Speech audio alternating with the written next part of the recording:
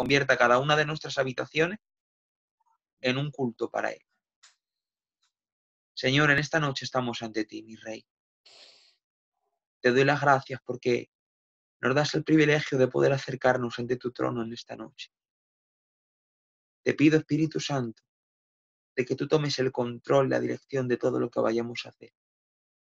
Señor, manda tu Espíritu ahora. Socórrenos ahora ante nuestra debilidad. Abre nuestra mente para entenderte. Abre nuestros oídos para escucharte. Y abre nuestro corazón para guardar tu palabra en él.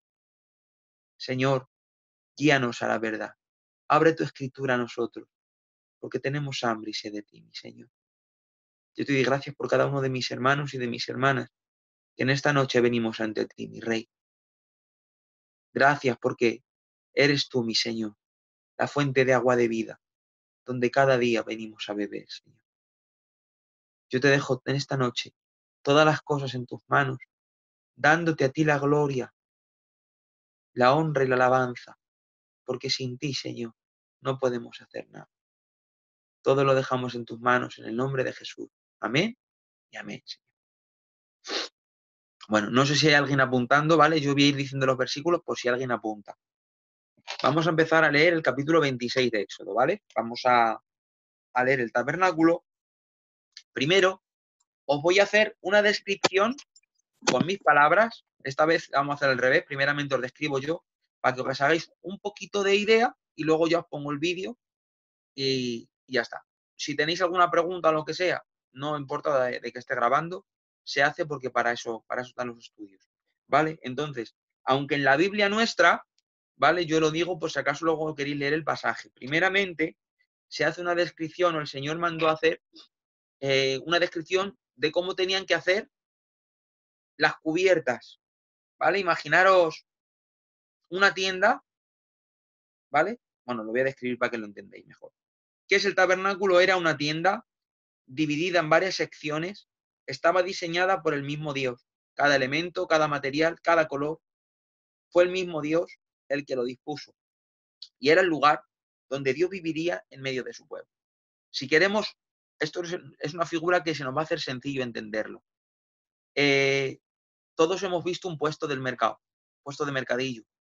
Y habrá algunos que hayan hecho mercados como yo y otros que no. Cuando montas un mercado, lo primero que montas es la parada, ¿vale? Que es la estructura, el esqueleto.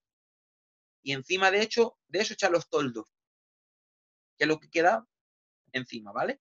Entonces, el tabernáculo fue exactamente eso. Primeramente, Dios les diseñó las cubiertas y luego les dijo cómo se hacía la estructura. Yo, primeramente, os voy a enseñar cómo era la estructura y después os enseño las cubiertas para que primeramente os hagáis una idea de cómo era la estructura, el esqueleto, cómo se quedaba, para que luego podáis visualizar mejor el tema de las cubiertas, ¿vale? Así que yo voy a empezar a leer, os paso el vídeo y vosotros lo veis.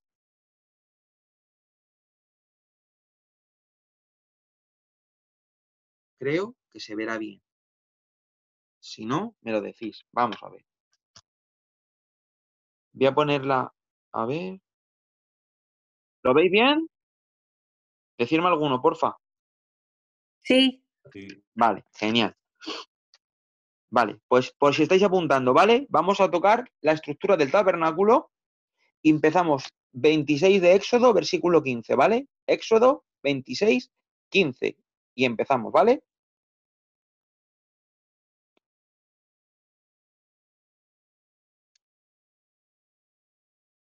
Y harás para el tabernáculo tablas de madera de acacia que estén derechas. La longitud de cada tabla será de 10 codos y de codo y medio la anchura. 2 espigas tendrá cada tabla para unirlas la una con la otra. Las espigas es lo de abajo. Así harás todas las tablas del tabernáculo. Harás pues las tablas del tabernáculo, 20 tablas al lado del mediodía al sur, y harás 40 basas de plata debajo de las 20 tablas.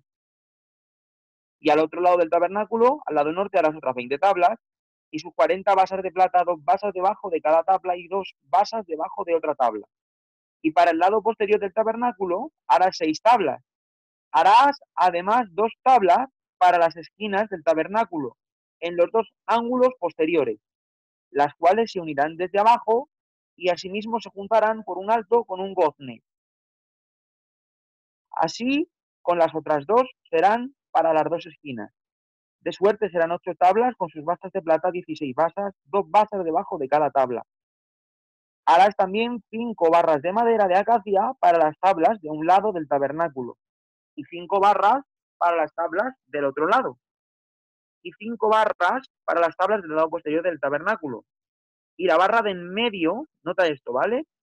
Pasará por en medio de las tablas de un extremo al otro, y cubrirás de oro las tablas y harás sus anillos de oro para meter por ellos las barras.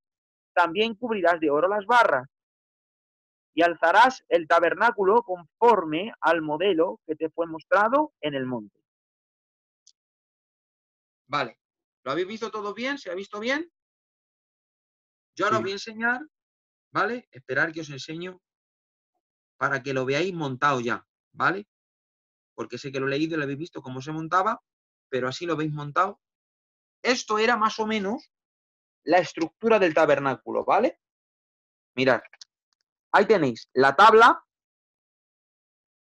abajo veis las basas, que es donde se enganchaban las tablas. La tabla terminaba en esos dos para enganchar ahí, ¿vale?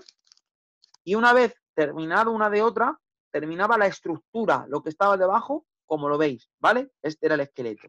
Ahí tenéis la disposición, a la derecha en pequeño, ¿vale? Lo que era la entrada, el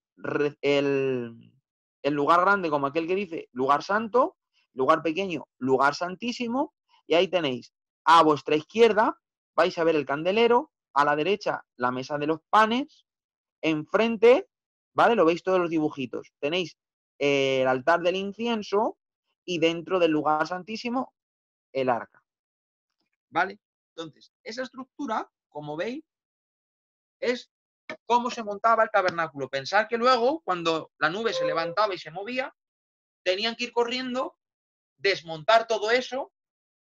Cada uno de los levitas o de las familias tenía, digamos, su rol. Una familia se dedicaba a coger las tablas, otro a coger las basas, otro cogía las telas, otro... Y se movían todos en dirección a eso, ¿vale? Ahora bien, ¿cuál es la enseñanza que nosotros vamos a sacar de la estructura de esto? Porque todo el tabernáculo representa a Cristo. Entonces, me dirás, porque yo ya veo algunas caras como diciendo, ¿qué es eso? Me dirás, ¿qué puedo sacar o qué enseñanza me va a dejar a mí esto?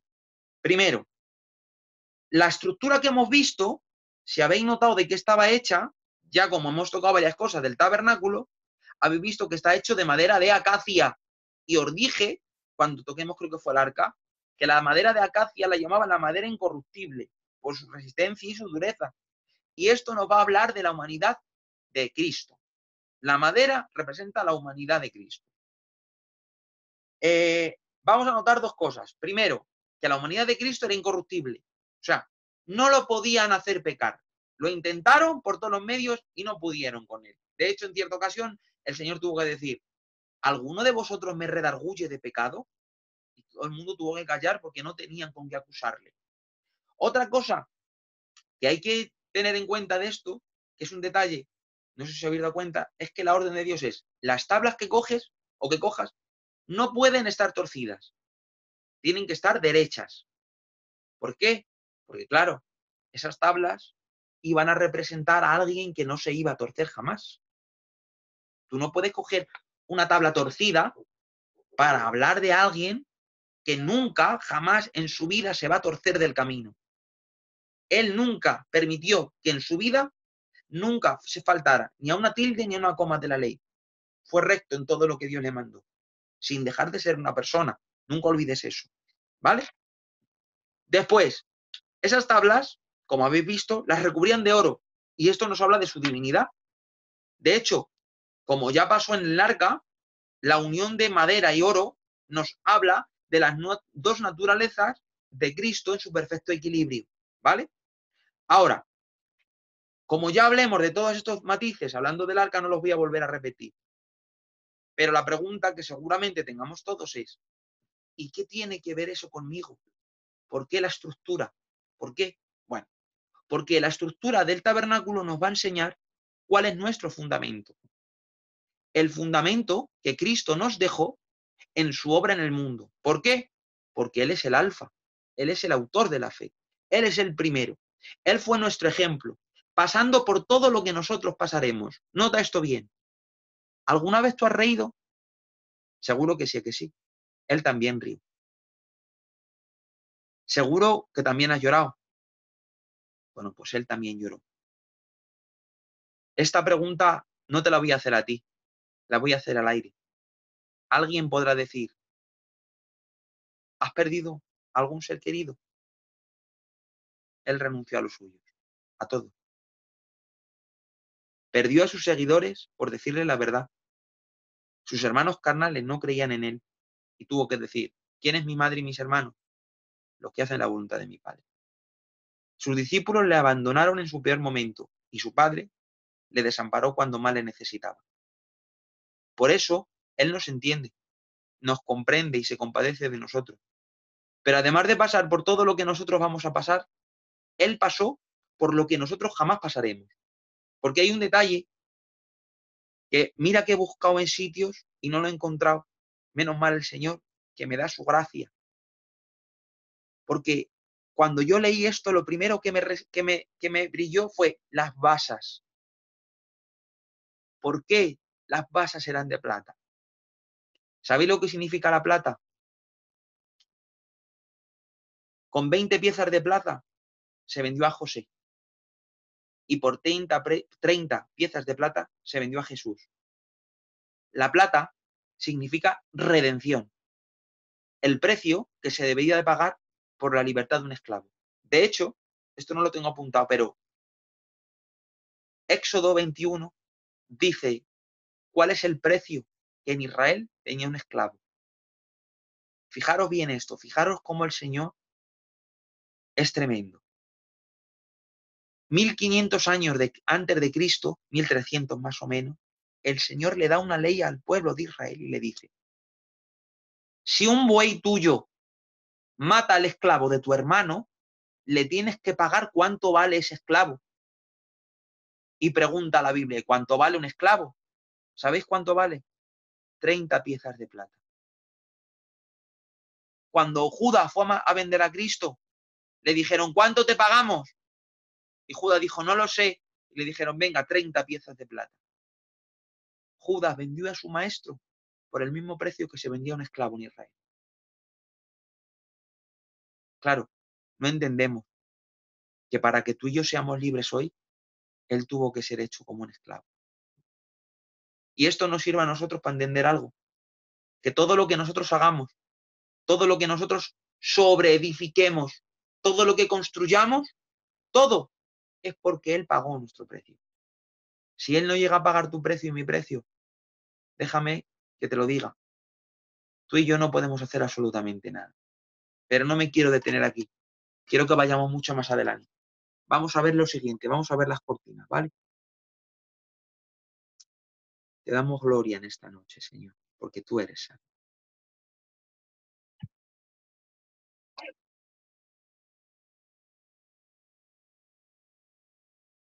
¿Lo veis bien ahí? ¿Se ve bien? Contestarme a alguien, porfa. Porque siempre Sí, voy así, pero sí. quiero que se veáis mejor. Sí, ver, vale. Esto para el que quiera o para el que esté apuntando está en Éxodo 26:1, ¿vale? Y adelante. Y empezamos a leer ya. Harás el tabernáculo de 10 cortinas de lino torcido, azul, púrpura y carmesí, y lo harás con querubines de obra primorosa. La longitud de una cortina será de 28 codos y la anchura de la misma cortina de 4 codos. Todas las cortinas tendrán una misma medida. 5 cortinas estarán unidas una con la otra y las otras 5 cortinas una con la otra. Y harás lazadas de azul en la orilla de la última cortina de cada unión. 50 lazadas harás de la primera cortina y 50 en la orilla de la cortina que está en la segunda unión. Y harás 50 corchetes de oro con los cuales enlazarás las cortinas la una con la otra. Y así harás el tabernáculo. Harás asimismo cortinas de pelo de cabra para una cubierta sobre el tabernáculo. 11 cortinas harás. Cada cortina medirá 30 codos de longitud y la anchura de 4 codos. Y todas las cortinas medirán lo mismo. Y unirás 5 cortinas aparte y las otras 6 cortinas aparte, y la sexta cortina la doblarás en el frente del tabernáculo. Y harás 50 lazadas en las orillas de las cortinas, al borde de la unión, y 50 lazadas en la orilla de la cortina de la segunda unión. Y harás 50 corchetes de bronce, los cuales meterás por las lazadas, y enlazarás las uniones para que se haga una sola cubierta. Y la parte que sobra de las cortinas de la tienda colgará a espaldas del tabernáculo. Y un codo de un lado y otro codo del otro lado para que cubra todo. Y encima de eso harás otra cubierta de pieles de carnero teñidas, y encima de eso otra cubierta de pieles de tejón. De tal forma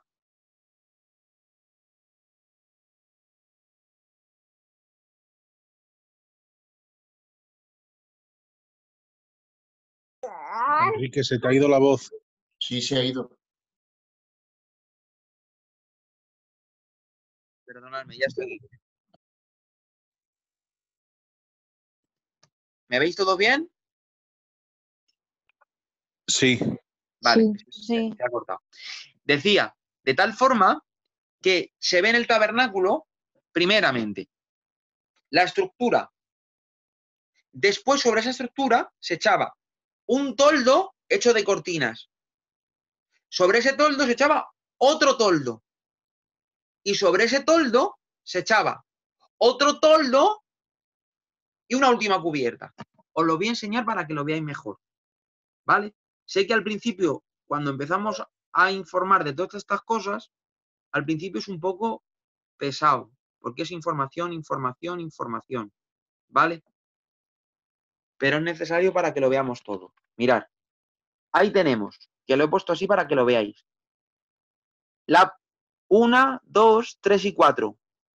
La primera cortina, ¿la veis? Azul, púrpura, carmesí, grabado, igual que el velo del tabernáculo. ¿Vale? La siguiente, tenemos el pelo de cabra. La siguiente, las pieles de carnero teñidas de rojo. Y la última, pieles de tejón, que es como si fuese un cuero. ¿Vale? ¿Qué significa todo esto? Veréis. Cada cosa tiene su significado. Tú quiero que te pongas desde fuera. Imagínate que tú eres un niño del campamento de los hebreos o cualquiera de parte del pueblo. Y tú te acercas al tabernáculo y tú ves el tabernáculo desde lejos y tú no ves lo que está dentro. No ves lo que se ve dentro. Solamente ves lo que se ve desde fuera. ¿Qué se ve desde fuera? Desde fuera se ve el pelo de cabra, se ve la piel de carnero, manchados con sangre o tintados de rojo, y se ve la piel de tejón. Desde fuera solo se ve eso. ¿Qué es lo que nos enseña esto? Primero, mirar qué representa cada cosa. El pelo de cabra era, porque las cabras que vivían en Medio Oriente eran cabras con pelos muy finos y negros. Y cuando tú cogías esa piel y la preparabas, parecía pelo humano, parecía pelo de persona. ¿Qué nos habla esto? ¿Qué nos enseña? Nos enseña a Cristo humano. Nos habla del Cristo hombre. Después, las pieles de carnero teñidas de rojo nos enseñan, como ya hemos tocado todo este tiempo, que el carnero era el animal que se usaba en el día de la expiación, en el día de la sustitución, y además manchados con sangre. ¿Qué nos enseña eso? A Cristo en la cruz. Y encima, la piel de tejón, no se sabe, ¿vale? Nuestra Biblia traduce por tejón. Hay versiones que traducen un animal, otro animal. ¿Por qué? Porque ese animal no se conoce bien. O sea, no se sabe qué tipo de animal es. Lo que se sabe es que la piel de ese animal era una especie de cuero feo. Era resistente y lo ponían encima para que si llovía no entrase el agua, pero era feo. ¿Qué es lo que me dé todo esto? Lo que me enseña todo esto es a Cristo en la cruz. Es al Cristo crucificado. Nos está enseñando al Jesús crucificado. Y te pregunto, ¿lo puedes ver? La cruz era un instrumento de tortura diseñado para matar por asfixia, no por desangramiento. Sin embargo, Jesús, durante su martirio, fue azotado y perdió la mayoría de su sangre. Te pregunto otra vez, ¿puedes verlo? Le falta gran parte de su piel, que le arrancaron a latigazos, ardiendo en fiebre y casi sin fuerzas, se levanta sobre su propio peso para poder tomar un poco de aire. ¿Puedes ver esa imagen? Te aseguro que no es agradable, porque precisamente eso es lo que veían encima del tabernáculo, una imagen que no era agradable. Y es que había de cumplir lo escrito de él en el profeta Isaías. Le veremos, pero sin atractivo, para que le deseemos. La Sunamita lo describía así: mi amado es blanco y rubio, señalado entre 10.000, su cabeza como oro fino, sus ojos como palomas, su mejillas como una era de especies aromáticas. Pero nosotros no le vemos así. Nosotros le vemos como le describe Isaías. No hay hermosura, no hay parecer en él. Sus manos, como anillos de oro, ahora traspasadas por grandes clavos. Su cuerpo, como claro marfil, ahora herido, sangrante y abierto. Sus pies, como basas de oro fino, ahora clavadas en madera, abiertas y dolientes. Así es como el mundo ve a mi amado, sin hermosura y sin parecer en él. Así es como veía en el tabernáculo, sin hermosura y sin parecer en él. De hecho, yo te voy a hacer una pregunta. ¿Es que así no es como ven desde fuera nuestro evangelio?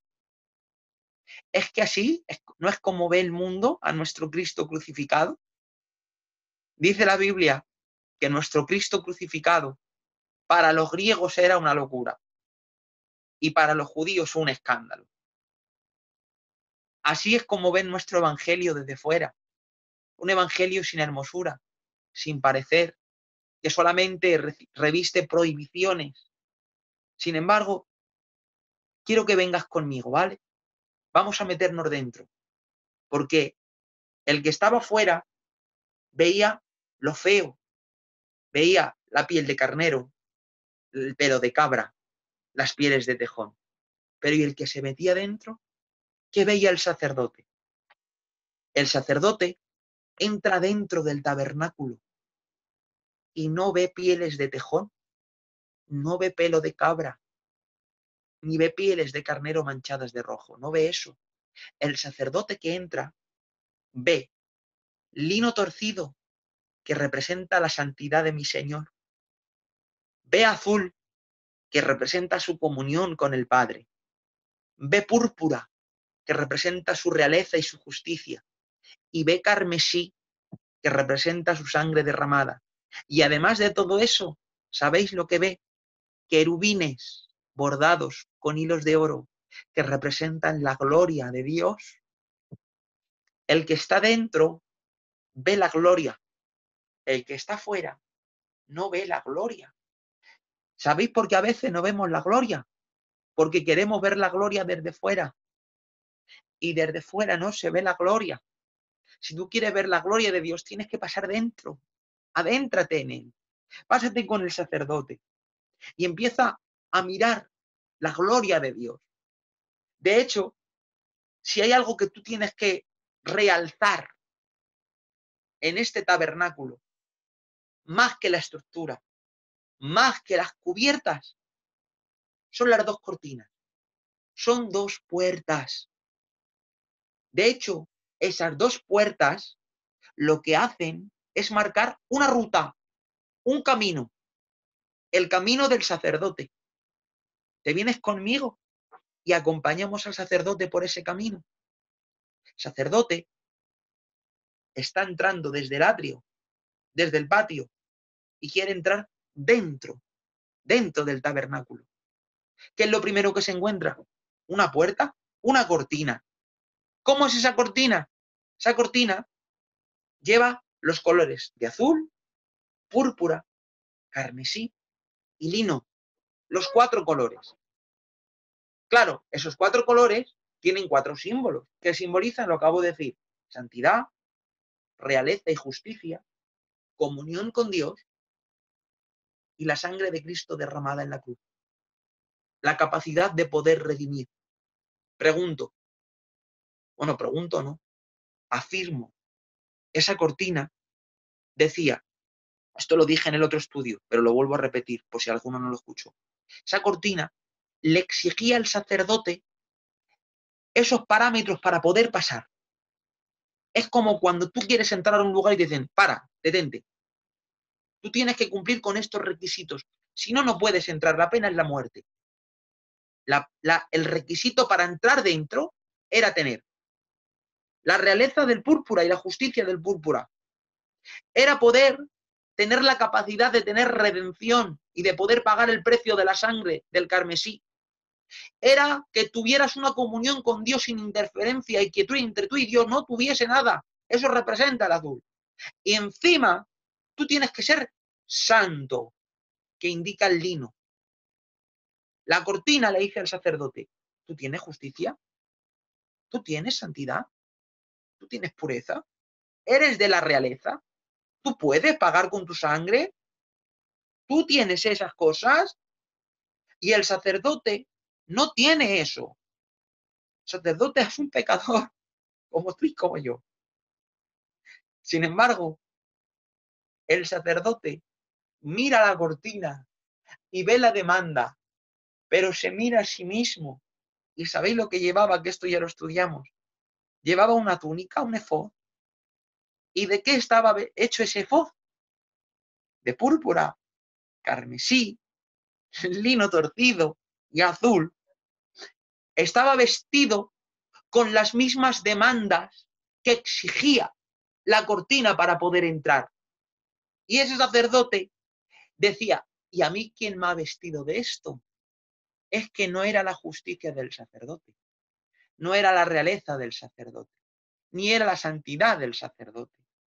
Era la justicia, la santidad, la realeza y la sangre de Cristo, que habían cubierto al sacerdote con esa túnica. Y cuando la cortina le decía al sacerdote, ¿tú tienes esto? El sacerdote podía decir, sí, lo tengo. Y entonces el sacerdote empezaba a entrar en su camino. Pero había una cosa que el sacerdote no podía olvidar. Y es que la cortina estaba sentada sobre columnas de madera. Pero abajo, las columnas de madera tenían basas. Y hemos dicho que la estructura del tabernáculo tenía basas de plata. Representan redención.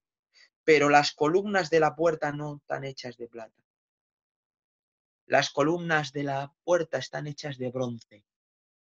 Y el bronce representa juicio.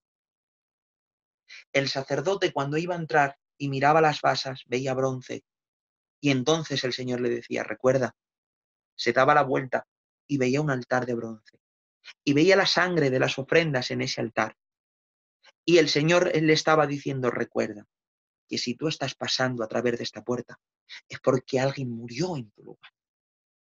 Recuerda cada vez que entres en la presencia, que cuando tú entras a la presencia, es porque alguien murió en tu lugar. Pero acompáñame conmigo, vayamos un poquito más adelante. Sigue el sacerdote en su camino. Él entra al lugar santo. A su izquierda, lo hemos visto antes, va una menorá, un candelabro. ¿Qué representa el candelabro? Representa a Cristo como la luz del mundo. Porque sin ese candelabro, aunque el sacerdote pueda entrar a la presencia, no ve. ¿Qué ve a la derecha? La mesa de los panes. ¿Qué representa la mesa de los panes? A Cristo como el pan de vida que descendió del cielo, sustento del cansado y del sediento. Pero vamos más deprisa. Ahora el sacerdote está andando por el tabernáculo y cuando levanta su cabeza al cielo, ¿sabéis lo que ve? Ve el azul, ve el lino, ve el carmesí, el púrpura, y ve los querubines. Y es que el sacerdote literalmente está andando bajo la gloria, andando cubierto por la santidad, por la justicia, por la realeza. Le están cubriendo con algo que él no tiene. Sin embargo, el sacerdote, cuando va a entrar al lugar santísimo, ve otra puerta. Esa puerta está hecha de lino, púrpura, carmesí, azul. Y el sacerdote ve su túnica y dice, tengo púrpura, tengo lino, tengo azul y tengo carmesí, puedo entrar. Sin embargo, cuando él va a entrar, ve algo que él no tiene. Ve 2 querubines. Y él se mira su túnica y dentro de su túnica no tiene querubines. ¿Qué representan los querubines? Esto lo he explicado en varias predicaciones, pero por si alguno lo ha escuchado, perdonadme los que sí lo habéis oído, ¿vale? ¿Sabéis dónde estaba puesta la puerta del tabernáculo? Leerlo, es tremendo. Cuando lo he leído, he dicho, Señor, es que eres un fenómeno. La puerta del tabernáculo estaba puesta al oriente. ¿Sabéis por qué estaba puesta al oriente? Leer Génesis. Dice la Biblia, y Dios puso en la tierra al oriente un huerto. En ese huerto puso al hombre. Y cuando el hombre peca, dice la Biblia, y entonces puso 2 querubines. 2 querubines con una espada de fuego que se revolvía, para que el hombre no pudiese entrar al camino que le llevaba al árbol de la vida. ¿Y dónde puso esos querubines? Al oriente del huerto. ¿Dónde estaba el camino que llevaba hasta el árbol de la vida? En el oriente del huerto. Por eso, la entrada al tabernáculo estaba orientada hacia el oriente. ¿Por qué? Porque el tabernáculo nos está llevando hacia la vida que es Cristo. Sin embargo, hay 2 querubines en la puerta del tabernáculo. Y esos 2 querubines significan esto. Prohibido el paso. Sacerdote, ya no puedes pasar. Tienes prohibida la entrada. Pero permitidme, ¿vale? Que vayamos un poquito más. Ahora imagínate esto. Imagínate que no solo tienes prohibida la entrada. Imagínate que no tienes entrada. Imagínate que no tienes un camino que te lleve hasta esa entrada. Y no solo eso. Imagina que no tuvieses una puerta que te llevase al camino. Imagina que tu salvación, que tu santidad, que tu felicidad está en un lugar al que no puedes entrar. Entrar para ti es la muerte. Imagina que no hay camino que te lleve hasta ello. Imagina un mundo de tinieblas donde no puedes ver y no hay ninguna puerta. Y lo peor de todo, lo único que hay entre tú y todo lo que te podría llevar a alguna parte es una gran sima, un gran agujero. Su final es el infierno y no hay puente. Qué mal te lo estoy pintando esta noche, ¿verdad? ¿Lo imaginas? ¿Sabes cómo se llama eso? Realidad. Esa es la vida del hombre. No hay acceso, no hay camino, no hay luz, no hay puerta, no hay puente. Sin embargo, cuando yo gritaba, necesito un puente, él me dijo, yo soy tu puente. Cuando gritaba, necesito una puerta, él me dijo, yo soy la puerta. Cuando no era capaz de ver, me dijo, yo soy la luz del mundo. Y cuando perdido no encontraba el camino, él me dijo, yo soy el camino. Ahora, si algo hemos aprendido en estos estudios, es que en el camino de Dios es un camino justo y todo tiene un precio. Para yo poder vivir, alguien tuvo que morir. Para yo poder reír, alguien tuvo que llorar. Para yo poder ser libre, alguien tuvo que ser esclavo. Y para yo poder entrar, alguien tuvo que salir. Y me dirás, ¿salir de dónde? Y te digo, salir del lugar al que yo tenía que entrar. ¿Me dejas enseñarte el camino de mi sacerdote? Mi sacerdote vivía en el cielo. No necesitaba a nadie que le diese una corona y que nadie le prestase su túnica para poder pasar. Él ya era rey de reyes y señor de señores. Sin embargo, Gálatas dice que el Padre le despidió de su casa, como un soldado que va a luchar a la guerra. Mientras se marcha del cielo, en medio de un desfile militar, suenan las espadas de los escuadrones de Jehová. Me dirás, ¿por qué lo sé? Y te digo, porque el que se va es el general de su ejército, el que un día se presentó ante Josué.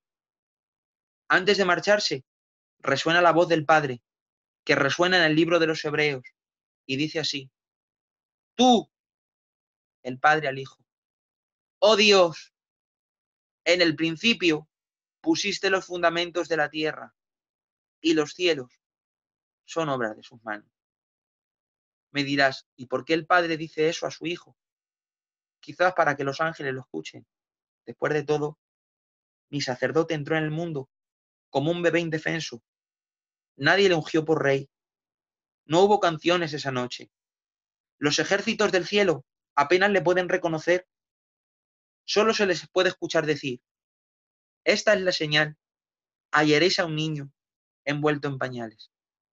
A mi sacerdote nadie le aplaude en su servicio, al contrario, todos gritan: ¡crucifícale! ¡Crucifícale! Él no hizo su camino en medio de incienso y perfume, porque él no se acercaba a la presencia, más bien, él se alejaba de ella. Mi sacerdote, al mirar al cielo, no andaba bajo la gloria, no había púrpura, ni lino, ni azul, ni carmesí, no había querubines que le alabasen hechos de oro, no. En su lugar, él encontró un cielo de bronce, silenciado y cerrado. Él no se encontró un velo, porque él mismo era el velo, pero solamente había una forma de que ese velo fuese abierto. Él no tuvo un candelero que iluminase sus pasos. De hecho, podemos leer así: desde la hora sexta hubo tinieblas en toda la tierra. Fue entonces, en medio de esa hora de tinieblas, que le vas a oír decir así: Padre, en tus manos encomiendo mi espíritu. Entonces, y solo entonces, el velo del templo, que medía 20 metros de alto y 10 metros de ancho, que tenía 30 centímetros de anchura y que ni dos caballos tirando de cada lado lo podían romper, entonces ese velo se abrió por la mitad. No se abrió de arriba abajo, se abrió desde el cielo hasta el suelo, porque era el Padre el que estaba abriendo a su Hijo. Y entonces ya no necesité un puente, porque Él se convirtió en mi puente. Ya no necesité una puerta, porque Él se convirtió en mi puerta. Ya no necesité un camino, porque Él se convirtió en mi camino. Ya no necesité una entrada, porque Él se convirtió en mi entrada. De hecho, ya no necesité una vida, porque Él se convirtió en mi vida. Así que ahora resuenan con más fuerza las palabras que grita el libro de los Hebreos. Así que, hermanos, teniendo libertad para entrar al lugar santísimo por la sangre de Jesucristo, entremos por la entrada que Él inauguró para nosotros, a través del velo, que es su propia carne. Y teniendo un sumo sacerdote en la casa de Dios, ahora, hermanos, os digo, acerquémonos ante el trono de la gracia, donde podemos hallar oportuno socorro para nuestras vidas. Mirando al sacerdote esta noche, te quiero hacer una pregunta, y este era el estudio que tenía. ¿Cuánto tiempo hace que no entres en la presencia del Señor?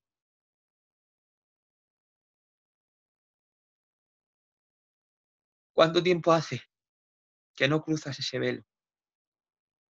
Quizá hace mucho, quizá no hace nada. Pero en esta noche no te quiero preguntar cuánto tiempo hace que no entras. Lo que te quiero preguntar es, ¿te das cuenta lo que ha costado que tú entres? ¿Lo puedes ver en esta noche?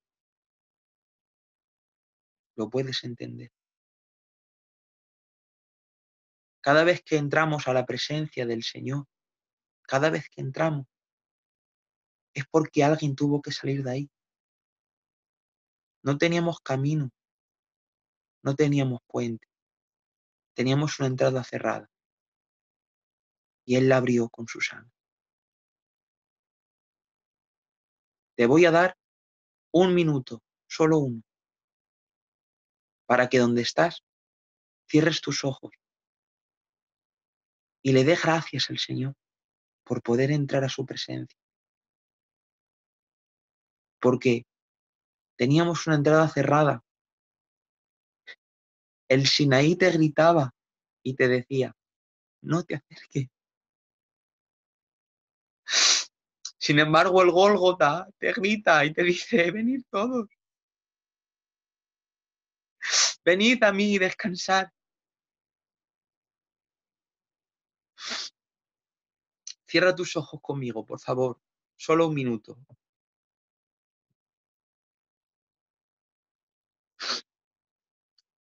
Señor, en esta noche te quiero dar las gracias, mi Rey.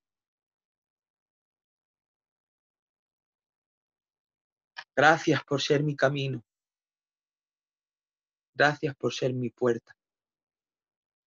Gracias por ser mi puente. Gracias por ser mi sacerdote.